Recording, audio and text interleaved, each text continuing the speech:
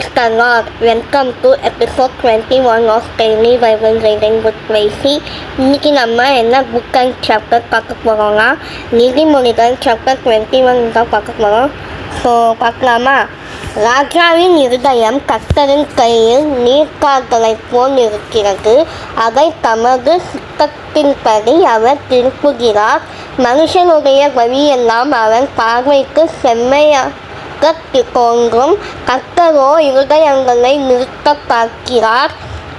பலியிடுவதை பார்க்கிலும் நீதியும் நியாயமும் செய்வதே கர்த்தருக்கு பிரியம்.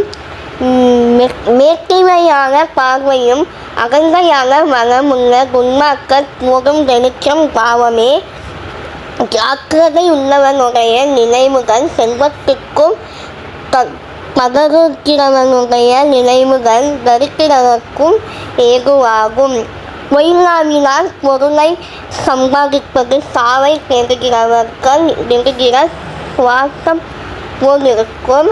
துன்மார்க்கர் நியாயம் செய்ய மனதில்லாதிருக்கிறபடியால் அவர்கள் பழக்கடிக்கப்பட்டு போவார்கள். குற்றமுள்ளவன் தன் வழிகளில் மாறுபாடுள்ளவன். சுத்தமுள்ளவனோ தன் கிரியையில் செம்மையானவன். சண்டைக்காரியோட பெரிய வீட்டில் குடியிருப்பதை பார்க்கிலும் வீட்டின் மேல் ஒரு மூலையில் தங்கியிருப்பதே நலம். துன்மார்க்கருடைய மனம் பொல்லாப்பை செய்ய விரும்பும். அவன் கண்களில் அவன் அயாளனுக்கு இரக்கம் கிடையாது.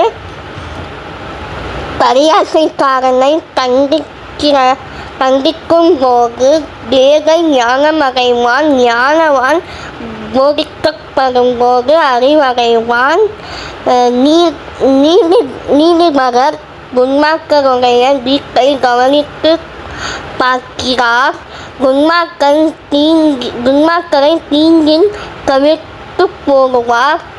ஏழையின் கூக்குரலுக்கு தன் செவியை அடைத்துக் கொள்ளுகிறவன் தானும் சத்தமிட்டு கூப்பிடும் போது கேட்கப்பட மாட்டான்.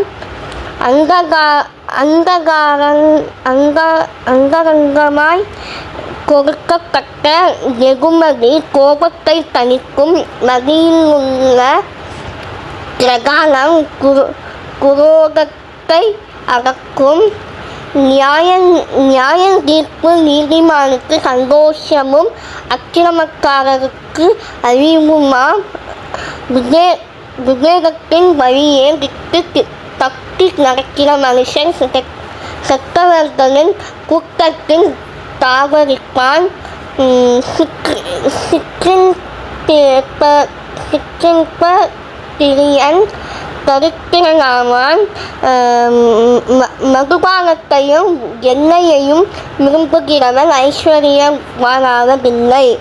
நீதிமானுக்கு பதிலாக துன்மார்க்கனும் செம்மையானவனுக்கு பதிலாக துரோகியும் நிற்கும் பொருளாவார்கள். சண்டைக்காரியும் கோபக்காரியுமான ஸ்திரீயுடன் குடியிருப்பதை பார்க்கிலும் வனாந்தரத்தில் குடியிருப்பது நலம். நேரிய திரவியமும் எண்ணெயும் ஞானவானுடைய வாசஸ்தலத்தின் முன்னே. மூடனோ அதை செலவழித்து போடுகிறான். நீதியையும் தயையையும் பின்பற்றுகிறவன் ஜீவனையும் நீதியையும் மகிமையையும் கண்டடைவான். பலவான்களுடைய கட்டளத்தில் மதிலை ஞானமுள்ளவன் ஏற்றி பிடித்து அவர்கள் நம்பின அரணை இழுத்து போடுவான். தன் வாயையும் தன் நாவையும் காக்கிறவன் தன் ஆக்கும் அவை இடுக்கங்களுக்கு விலக்கி காக்கிறான். அகங்காரமும் இரும்பும் உள்ளவனுக்கு பரியாசக்காரன் என்று பெயர். அவன் அகந்தையான சினத்தோடே நடக்கிறான். சோம்பேறியின் கைகள் வேலை செய்ய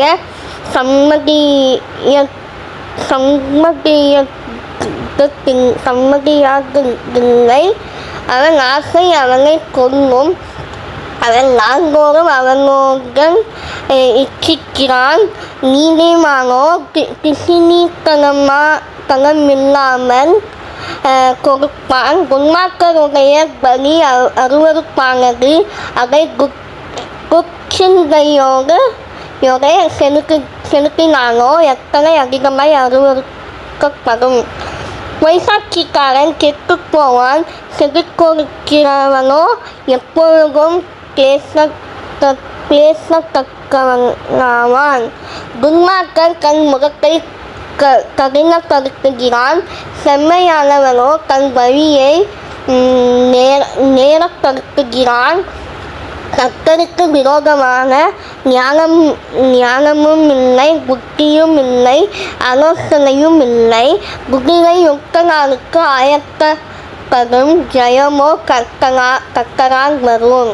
நீதிமொழிகள் 21ஆம் அதிகாரம் 1-31 வரை. இந்த வீடியோ பிடிச்சிருக்கோம் நம்புகிறேன். இந்த வீடியோ பிடிச்சிருந்தா லைக் பண்ணுங்கள், ஷேர் பண்ணுங்கள், கமெண்ட் பண்ணுங்கள், மறக்காமல் சப்ஸ்கிரைப் பண்ணுறேங்க. அண்ட் இதே மாதிரி வேறு என்னென்ன வீடியோஸ் போடலாம்னு சொல்லிட்டு கமெண்ட்டில் பண்ணுங்கள். நாங்களும் அதை பார்த்து செய்கிறோம். அண்ட் மறக்காமல் அந்த பெல் ஐக்கானை கிளிக் பண்ணுங்கள். அப்போ தான் நாங்கள் போடுற ரெகுலர் வீடியோஸ் உங்கள் தேடி வந்துகிட்டே இருக்கோம். Bye. Thank you for watching. Bye. See you tomorrow in another video. Bye. Thank you for watching. Bye.